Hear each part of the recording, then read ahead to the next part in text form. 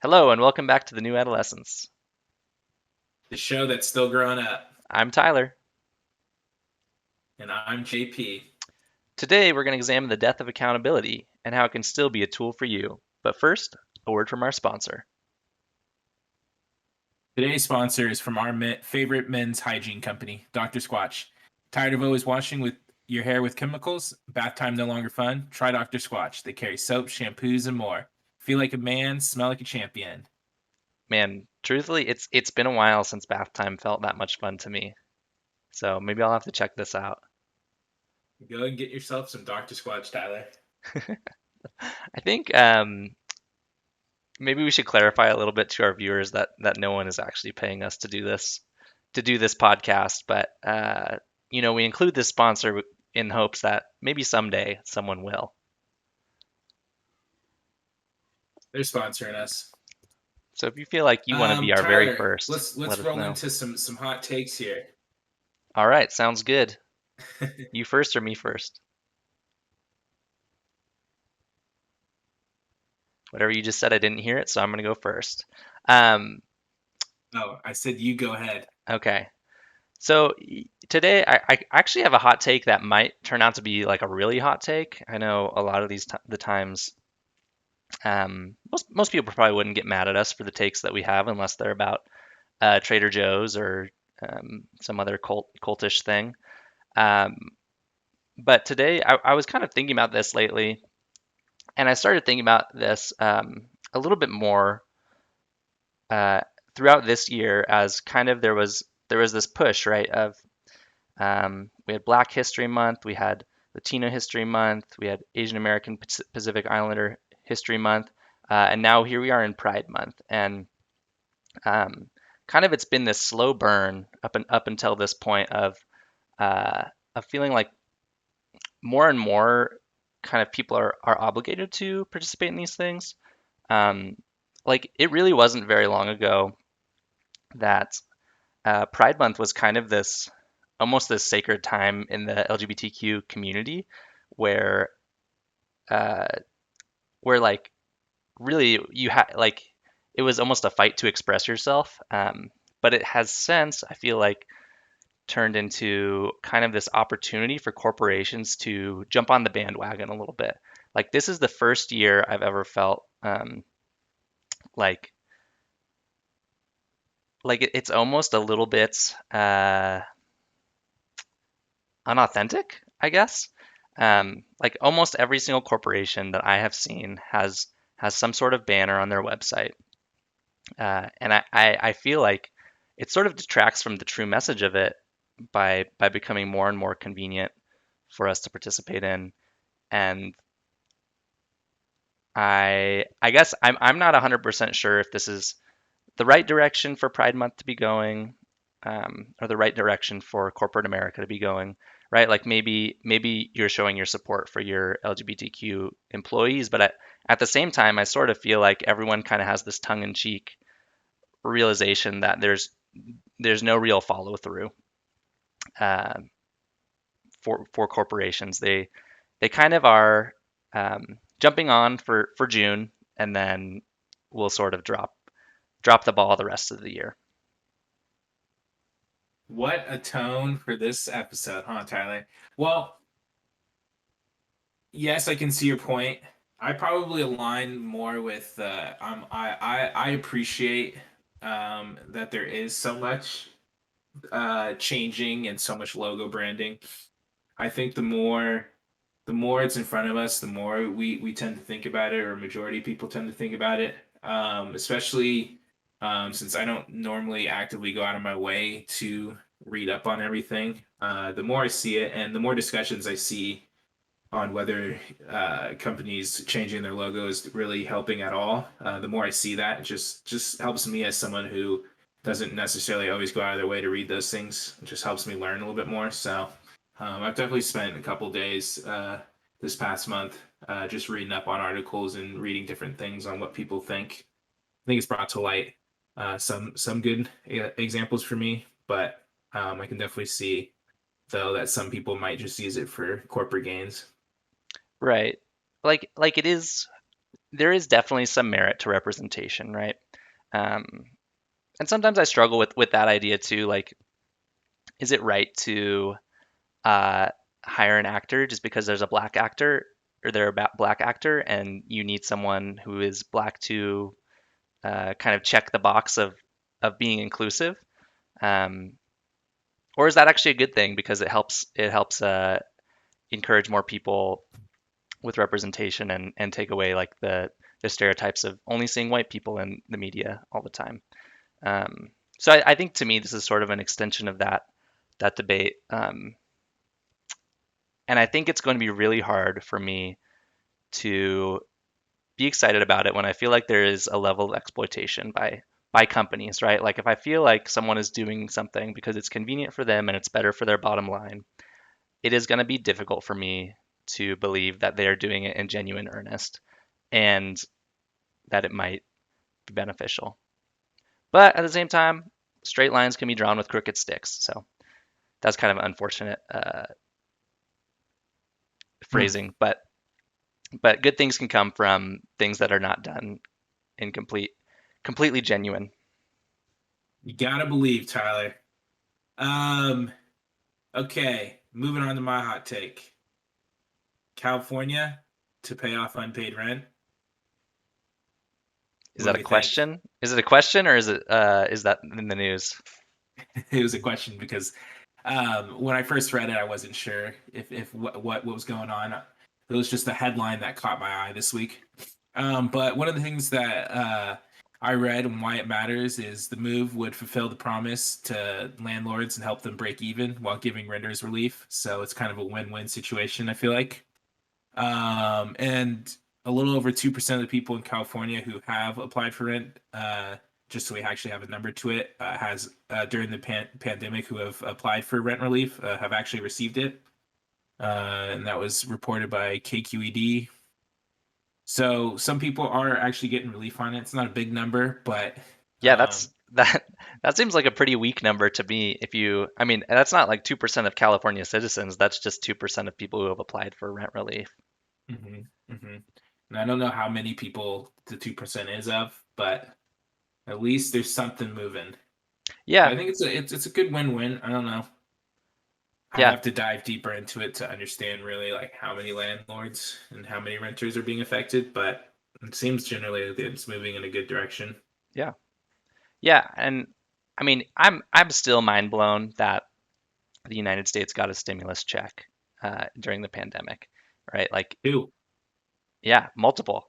Um, but like, I'm still stuck on that first one that we got that at all. Like that to me is such a change from anything that has ever happened in the United States before that I have seen.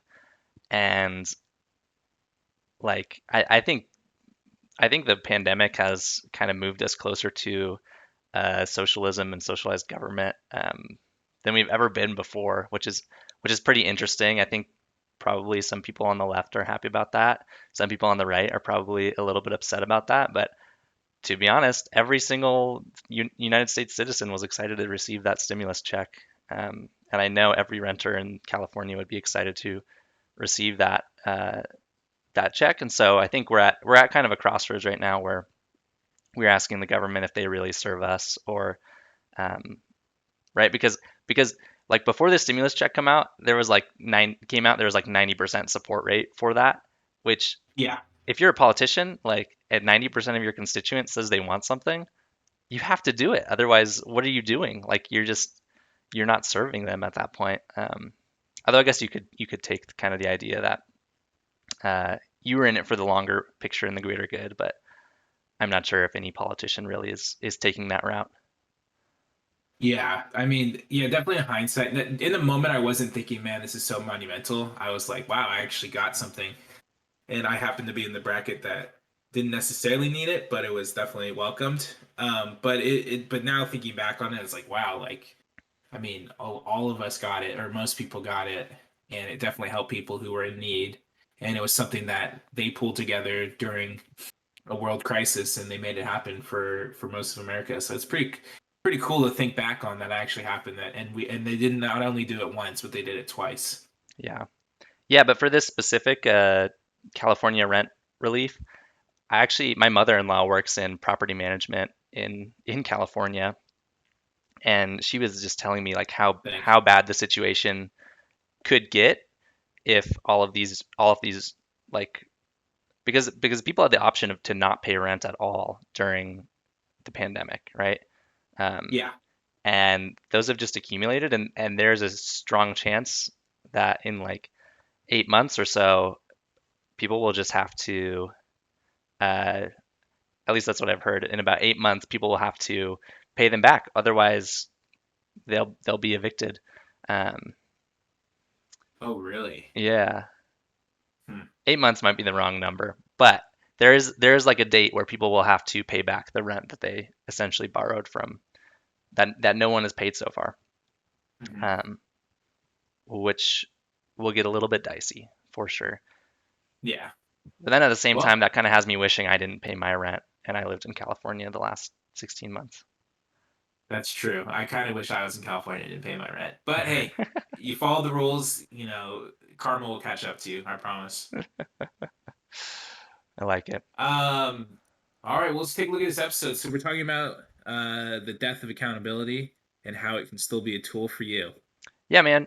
And I think when we kind of were gaming up this episode a little bit, I was thinking a lot about the context of accountability that I grew up with, which was a Christian context. And I think outside of the corporate world, not that many people talk about what accountability looks like, and the religious world. And to me, right, like um, going to a Christian college, like being friends with a lot of other Christians, like accountability was this thing where if you were struggling with something, that was you asked your brother to keep you accountable. You asked somebody to like help you get through that. And like in the best case scenarios, like they would check in on you, they would make sure you were being the man that you wanted to be, um, and making sure nothing was interfering with your relationship with God, right? And so like accountability was almost this thing that was a given, uh, where you would be like in a small group and you would just kind of check in with each other all the time, and if you were struggling with something, you would tell the people, and it does not feel like that way anymore. And I think this is a trend that I'm seeing in Christianity, but even more so in the United States culture, which if we I think if one thing has become more and more apparent to me, especially this past season on the New Adolescence, it is that we are moving into a post-Christian culture, which um, I was aware of, but I think I'm seeing more and more of the symptoms of that. But the reality is, even within Christian circles, like there's kind of become these major gray areas of beliefs in your belief system and the tenets of your belief, right? Like at one point, Um, and in other times, I think Christianity has been more unified in what it believes, but there are kind of these fracturing events in the last couple of decades.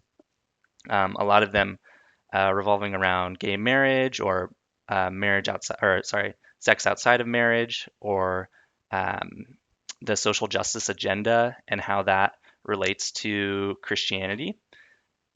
And within Christianity, there's the whole gambit of what people believe, and so no longer can you really go to your brother and say like, "Hey man, I saw you doing this thing, and I need to hold you accountable for that," right? Because it's really you can't even assume what people believe anymore, and that's true outside of Christianity as well. Like there's so much changing about the things that we believe, and it's really hard to believe anything. And essentially, like in the United States, it feels like we're kind of developing these two major belief systems that kind of revolve around conservatism and liberalism.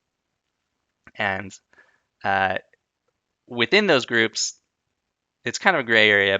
But if you try to police somebody who is outside of your immediate thought, like suddenly you are judgmental, you're way out of line, and it becomes a major problem. So I would argue that is becoming really difficult on a personal level to be accountable right now, or to hold anyone accountable right now in the United States. Yeah. Yeah, it's really hard. I mean, and just to even not only accountability, but for people to listen and not be defensive or immediately react. Um, Right, but yeah, it's definitely changing, and over and you mentioned over this past season. I mean, it's just been eye opening just how much when we really sit and take some time each week and really look at the things that are distracting us or the things that are shaping our beliefs. It's crazy to think that social media or just culture in general changes so much, and even coming from a Christian background, how much we've kind of walked away from that at times, and how much we might look to other people or influencers or things happening in the media rather than what we grew up believing. right, yeah. And that, like, to me is incredibly interesting. Like we and to be clear, I wouldn't say that it's necessarily a positive or a negative thing that we're moving into a post-Christian culture. Um, it's a lot of things, but like there are good and bad things about it. But Yeah, at we're the same growing up. right, yeah, yeah, things are changing like crazy in the United States right now.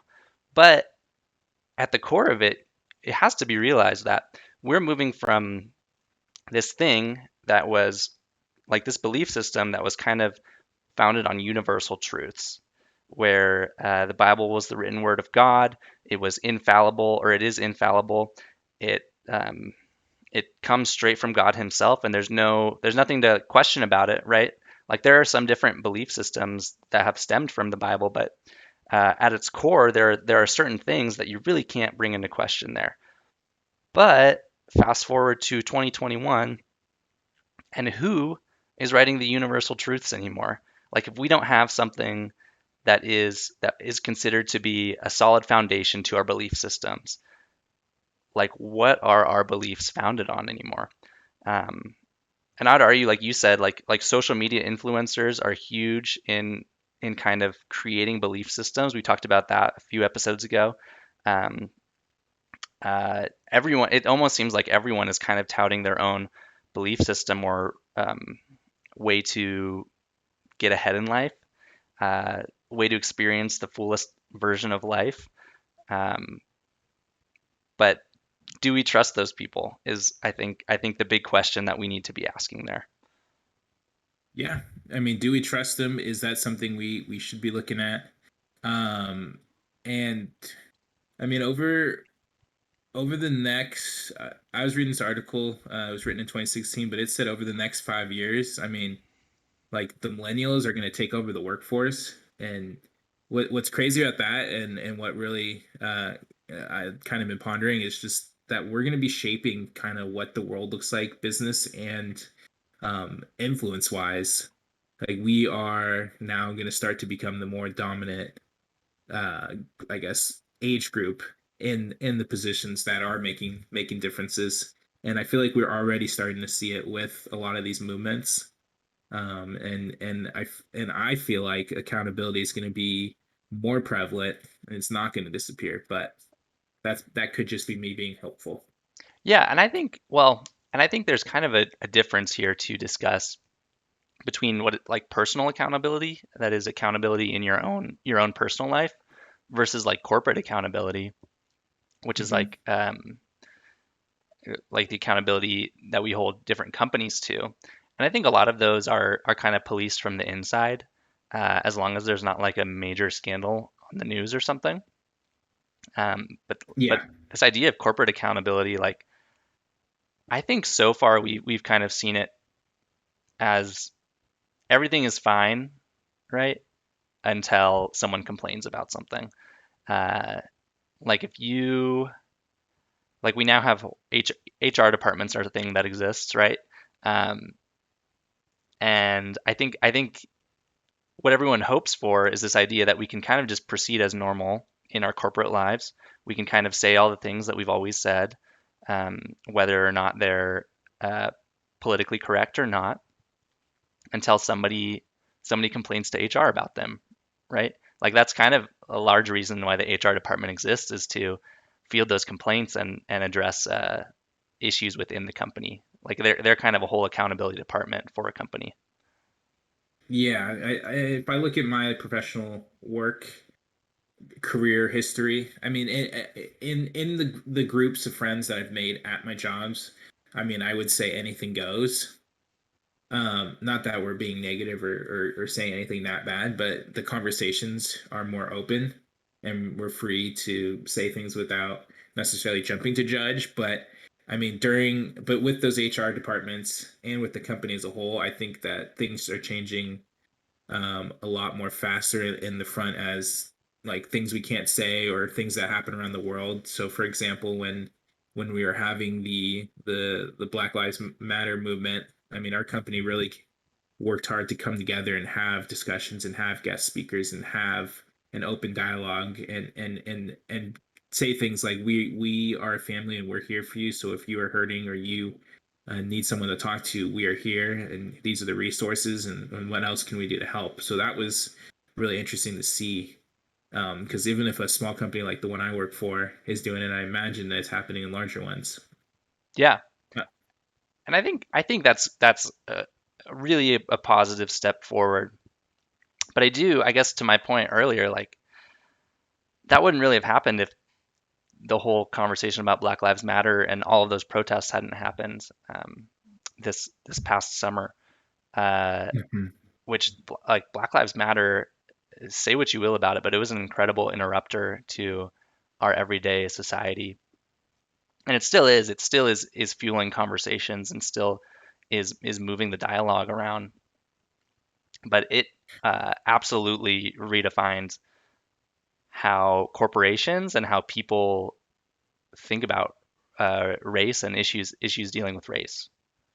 Yeah, I mean it's horrible that we even have to be in a world that has to go through this, but I mean just the fuel behind it and the conversations that have come from it and still things that I see today and even in the generation below us. I mean, I see when I take my dog for a walk, I see so many, hand drawn support for different groups, whether it's for Pride Month or for the Black Lives Matter movement. I mean, just on people's cars, people's houses. I mean, just it just sounds. It just seems like when I go around every day, it's something that's on people's minds, and it's in front of me or other people in the community to be thinking about. One thing I looked at, like as we talk about accountability, is the lack of it in the government. I feel like in an article I read, they brought up a couple examples that uh when I look back, it's like, that there was really no accountability for that. So like with Trump and COVID-19, just never really being empathetic or like showing accountability for just what we went through. Even we could even go back to the war on terror with Bush and the banking crisis with Obama and Bush. I mean, there were I guess harsh warnings not to do what people did, but there was never really like any accountability. And kind of brings up the idea of who sets the agenda. Is it the government or influencers or people we look to in our communities? Oh my What do you think, gosh. Tyler? Yeah, like it is, I think, very unfortunately, a key tenet of American politics to never admit a wrong, to never admit defeat. And I think really the crime of that is that that's what people are growing up and learning to do from our highest leaders. Um, but like a missed milestone, a scandal, like the Donald Trump presidency was time after time after time of him sidestepping issues and like to the point where like you can like handle a scandal I think in about three different ways. You can either admit that you did it, say that you didn't do it, or totally divert attention and um, make people not even care whether you did it or not, right? Like, and that was Donald Trump again and again and again this past presidency. But I think, to me at least, it kind of opened up my eyes to ways that this had happened in politics again and again, even before the Trump presidency, right? Like, he might have been the most blatant offender, but he certainly was not the first person to try and pull a fast one on the American public, Yeah. um, which is so problematic, right? Like, as an elected official, your duty is to serve the people, the people who elected you. Um, and if there's no true accountability for the American people or for the government by or to the American people, then we live in a flawed system, right? Um, like, kind of the way that I look at it is the government is created for really for two main reasons, right? Which is security of your people, but also to keep them accountable to what they do, right? Like, the reason that the law exists is to deter people from doing what they would biologically do and creating a normal society because of that. Um, Yeah. and like in other words, to keep the American people accountable. But at the same time, like in a republic or representative democracy, like the people that are representing us have to be held accountable to us as well. Um, and really, like, there's not been an effective way to do this. Like, I think we've all learned about checks and balances between the three branches of government, and then I would argue there's that additional factor of the media trying to hold the government accountable. But I think if we learned anything from the Trump presidency, there is no consequences, virtually no consequences, unless someone gets hurt, apparently, or somebody storms the Capitol building. Um, right? Like, again and Yeah. again, Trump was able to get away with whatever he wanted to. Uh, he he committed, I believe he committed impeachable offenses, and there was no consequence at all. Yeah. Yeah. I mean, I think it even trickles down even into the culture of the society we live in. I mean, we talk about the internet a few episodes ago, and about how, I mean, there's virtually no accountability. I can just create a Facebook profile, put a picture of somebody, say my name's Bert, and say whatever I want on the internet, and there's literally no real way to hold me accountable unless I'm doing something that's just detriment to society of some sort, or I'm scheming or doing something weird.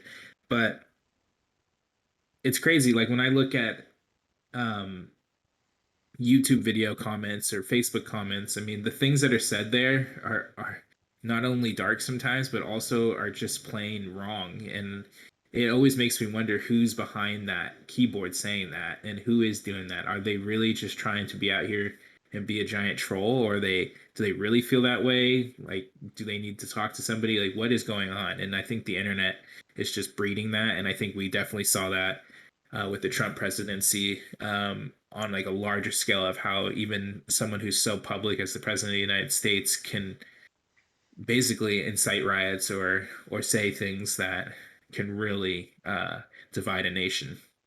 Yeah, absolutely. Though I will mention something I really think we can't avoid talking about today, uh, and that is this idea of cancel culture right now. Yeah, And we've talked about it a little bit before, but like, I think in the lens of accountability, cancel culture is this attempt by one side of the internet uh, to essentially police the other side of the internet. Um, and I guess it extends a little bit past the internet into journalism and news a bit as well. Uh, but I think most people's, like, when they refer to being canceled, it mostly happens on the internet. Um, and man, I have to ask if we believe that it's useful, right? Because I think what we're seeing right now is kind of this trench warfare of people just hurling insults one after the other across enemy lines, and one side trying to cancel the other side, and the other side trying to essentially cancel them as well, but they're not uh, like the idea. I think the idea of the right canceling the left is not really talked about as much, but um, I feel like I've seen more news articles critiquing critical race theory, telling people that they don't know what critical race theory means, that the left is losing on critical race theory, um, and uh, kind of conservative news sources calling the left the woke police, which like sort of just sickens me a little bit to consider adult professionals calling each other the woke police in all seriousness. But I get what they're saying, and I think on in some essence, like each side is trying to cancel the other side um, until their opinion reigns supreme on the internet. And Yeah. I don't know, is it working? Do you think it's working?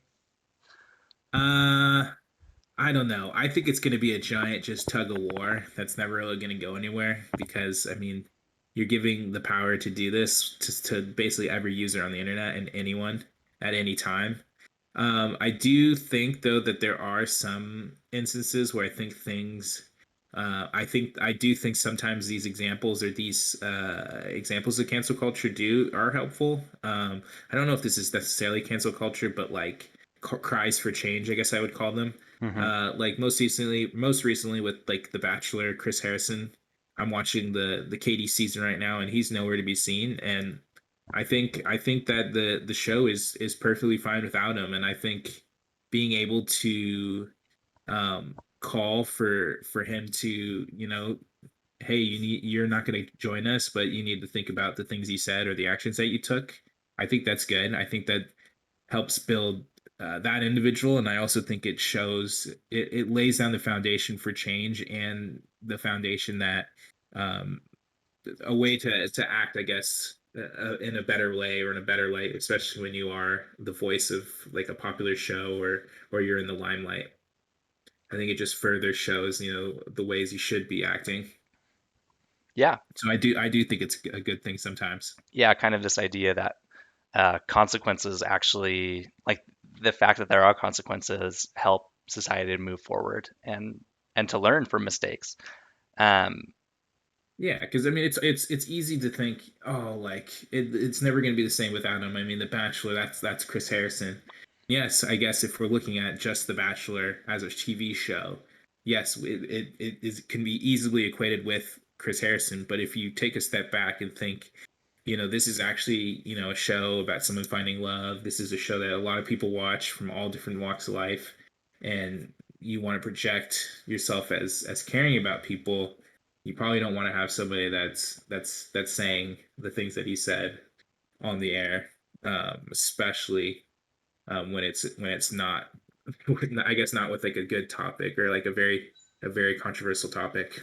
yeah, yeah, and I guess I take back what I said earlier. I think inside the public sphere, um, a lot of people like lives can be changed in reality, not just on the internet, um, Yeah, by people being canceled. I do think one thing that kind of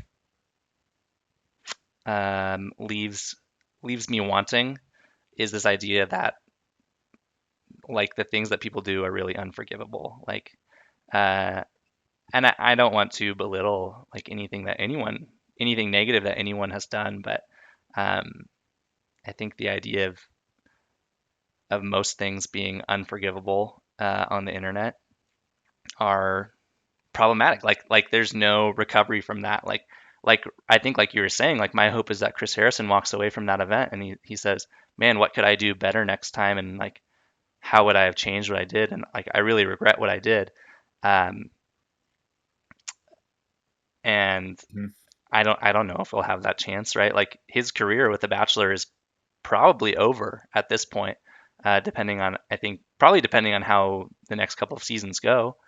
Uh, but it is kind of a bummer that some things have turned out so unforgivable, and I think that is kind of just like the mob never knows when to let up. The mob never like justice to the mob is to just end someone basically. Yeah, There's but no there's no like softer judgment than that almost. yeah, but I mean, I feel like at the end of the day. he did it for 20 years. I mean, he did a good job at it. It made him who he is today. Not exact all the way. I know he's an author and stuff like that.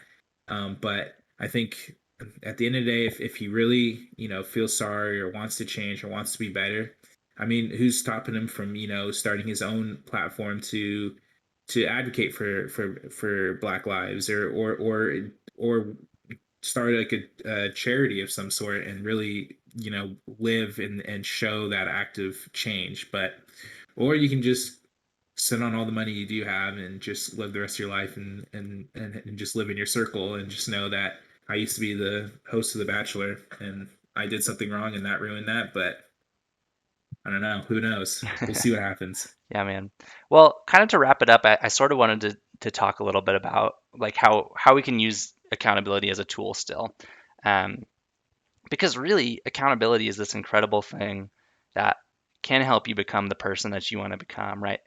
It can help you establish good habits. It can help you escape addictive things, right? Like every AA group in the world runs on accountability, and it's a really powerful thing. Um, and I think one thing that I've noticed right now is that you really have to ask for it. You really have to be seeking it, and it has to be received in a really loving way. Like you can't ask somebody for accountability and then become defensive with them. Um, and these are things that I learned in my marriage, right? Like I think my spouse is one of the strongest ways that I receive accountability, right? Like she she calls me out when I play too much video games or whatever, and it's um, and I think if I say to her like, no, I'm not playing too much video games. I only played 4 hours today. Like it's not a big deal. Uh, then I'm totally missing the point of what she's trying to do there, because she is trying to improve me, improve our marriage, and help me become the man that I want to be and that she wants me to be. Um, which can be a little bit grating to hear sometimes.